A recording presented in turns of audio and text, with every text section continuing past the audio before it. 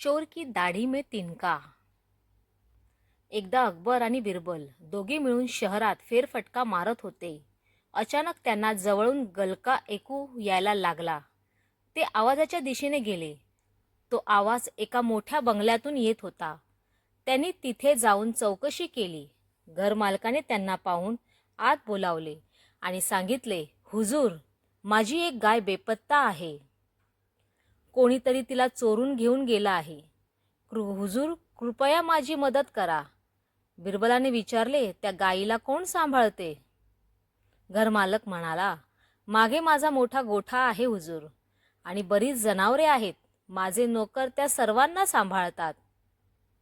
सर्व नोकर घरात आहेत की कोणी नोकर सुद्धा बेपत्ता आहे? सर्व नोकर इथेच आहेत हुजूर. बाहेरचं कोणी बंगल्यात येऊन गेलं का? आमच्या समोर तरी कोणीच आलं नाही. बिरबलाने सर्व नोकरांना घेऊन गोठ्याजवळ यायला सांगितले. बिरबल गोठ्यात एक फेरफटका मारून आला आणि म्हणाला, गाईला नेलं तेव्हा ती चारा खात होती असं दिसतं.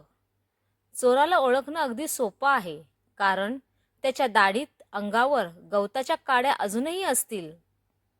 हे ऐकताच नोकरांपैकी एकाने पटकन आपली दाढी आणि कपडे तपासले. बिरबलाचे सर्वांवर लक्ष होतेच.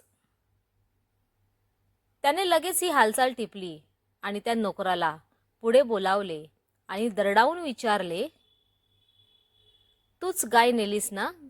नाही तर तुला दाढी आणि कपडे तपासून पाहायची काहीच गरज नव्हती. पटकन सांग, नाहीतर आत्ता शिपायांना सांगून तुला चापकाचे फटके देऊ. नोकराने घाबरून चोरी केल्याचे कबूल केले. तो काही अंतरावर गायीला बांधून आला होता. तिथून परत घेऊन आला. शिपायांनी त्याला पकडून नेले. घरमालकाने त्यांचे आभार मानले. इतक्या लवकर चोरी पकडल्यामुळे अकबराला नेहमीप्रमाणे बिरबलाचे कौतुक वाटले.